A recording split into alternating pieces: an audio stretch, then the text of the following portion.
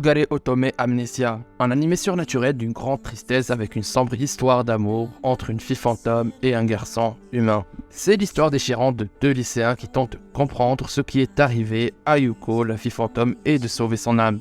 Nous avons Teishi qui tombe rapidement amoureux de cette Yuko et entreprend de s'assurer qu'elle n'est pas oubliée. Tasogare crée une atmosphère sombre et immersive qui convient parfaitement à cette triste histoire de fantôme. Du coup, comme je vous l'avais dit, l'anime suit Teishi qui s'inscrit à l'académie privée Seikyo et où il se lie d'amitié avec une jeune fille et finalement découvre qu'elle est un fantôme sans mémoire. Et l'académie où il étudie, elle est basée sur des mythes occultes traditionnels et elle a un passé très sombre. Et donc depuis 60 ans, elle est hantée par le fantôme de Yuko, une jeune femme comme je vous l'avais dit, qui est morte mystérieusement dans le sous-sol de l'école, sans aucun souvenir de sa vie ou de sa mort. C'est horrible. Et du coup, Yuko guide discrètement le club d'investigation paranormale dans sa quête de réponse.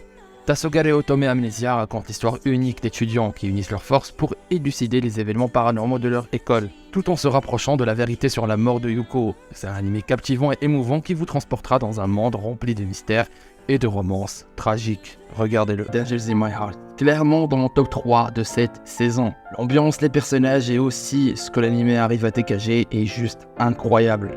Ajoutez à cela une histoire d'amour assez mignonne avec une très bonne révolution. Quand on compare le premier épisode de reste, ça n'a rien à voir, car de base, on était loin de ce que c'était vraiment. Et même dans le synopsis, on passe quand même d'envie de meurtre à une pure romance et relation bien construite. Et moi, dès le 3e épisode, j'avais dévoré le manga et que je vous conseille au passage, il est vraiment extraordinaire.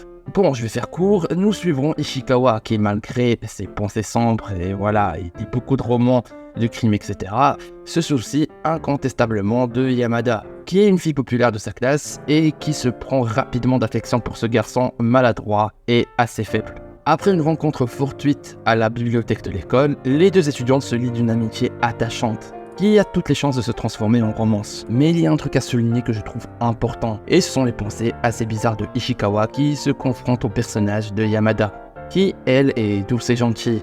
Une incompatibilité qui aurait pu causer des problèmes quand même. Mais heureusement, Yamada est assez charismatique pour porter la série jusqu'à ce que Ishikawa connaisse une évolution bien nécessaire. Et on l'a vu car cela va propulser l'histoire à un autre niveau. Et d'ailleurs, la saison 2, elle a été annoncée pour bientôt. Pas juste encore meilleure que la première. Bref, une amitié étonnamment attachante entre deux personnes qui semblent très différentes, mais qui partagent en fait beaucoup de choses en commun. Et que vous dire, à part que j'ai passé un très bon moment devant l'anime et le manga aussi, et j'ai observé une incroyable progression des personnages.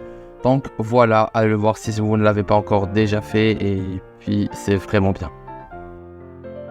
On suivra Ichiro Koga qui se retrouve soudainement responsable de sa petite sœur et son petit frère après la mort prématurée de leur père. Pour rejoindre les deux bouts, Ichiro loue des chambres dans l'immeuble dont il a hérité et travaille à plein temps comme dessinateur de manga shoujo. C'est un mangaka en gros, voilà. Cependant, en termes de stats, les ventes de son manga sont vraiment faibles. Et ses assistants viennent de partir et les échéances approchent à grands pas.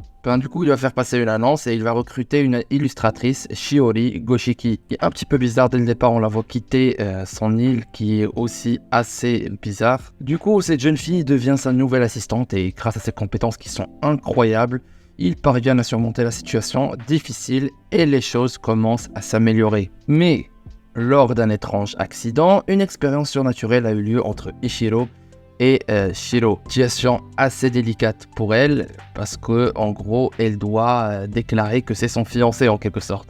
Avec cet acte apparemment anodin et qui va bouleverser sa vie, Ichiro doit maintenant gérer cette étrange nouvelle relation avec cette mystérieuse fille, tout en suivant sa propre passion et en assumant les responsabilités qui reposent sur ses épaules. Je dirais que c'est une histoire captivante et amusante où s'entremêlent défis personnels et aussi situations surnaturelles, et où l'on suit Ichiro alors qu'il tente de concilier sa vie professionnelle et aussi sa famille et son étrange relation amoureuse avec Shiro. Je me répète, mais c'est vraiment ça l'anime, c'est un slice of life assez chill avec bien sûr ça comme base. C'est le genre d'histoire d'amour parfait pour ceux qui en ont assez des personnages d'anime au lycée et qui veulent des personnages auxquels ils peuvent s'identifier en quelque sorte. Voilà, on va dire que c'est un peu un couple mature, bien développé, avec de nombreux moments adorables. Et aussi l'écriture et les dialogues ne sont pas surchargés, je trouve. C'est vraiment un truc très chill. Aussi, l'animation est magnifique. C'est tout simplement, voilà, on va dire une expérience fabuleuse et chill. C'est le mot le plus approprié. Clairement et définitivement l'une des séries les plus sous-cotées de la saison, ça c'est sûr.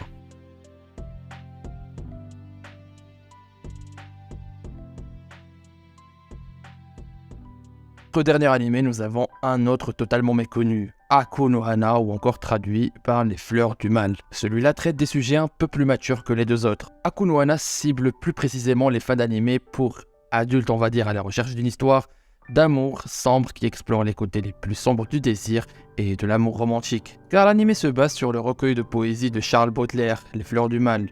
Mais finalement, cet animé fait réfléchir et offre une expérience captivante. L'histoire est assez particulière, elle nous plonge dans la vie d'un jeune garçon qui se nomme Takao et qui vole les vêtements de sport d'une fille, il est amoureux d'elle. Cependant, lorsque bien sûr sa camarade de classe Sawa découvre son secret, il se retrouve entraîné dans des activités de plus en plus dérangeantes pour satisfaire les sombres fantasmes de Sawa. Très glauque, je vous l'avais dit, c'est une vidéo sur les animés romans sombres, donc voilà, vous êtes prévenus. Pour résumer un peu, parce que voilà, je me souviens pas trop de l'histoire, mais je sais qu'elle explore les thèmes de la culpabilité et de l'obsession, c'est évident. Il y a aussi, on va dire, du tabou avec une intensité poignante, et l'animation unique de cet animé ajoute une nouvelle dimension sombre à cette histoire compliquée. Et sinon, vous pouvez ne pas apprécier l'animation, mais bon, c'est quand même, ça donne un petit côté très sombre. Que dire de plus à part, n'hésitez pas à regarder l'animé et découvrir le monde fascinant de Aku no Hana, qui, on va dire, vous fera réfléchir au côté sombre de l'amour et du désir.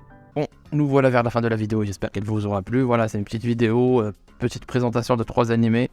Et puis voilà, moi je vous dis à la prochaine pour de nouvelles vidéos sur cette chaîne-là. Et puis portez-vous bien.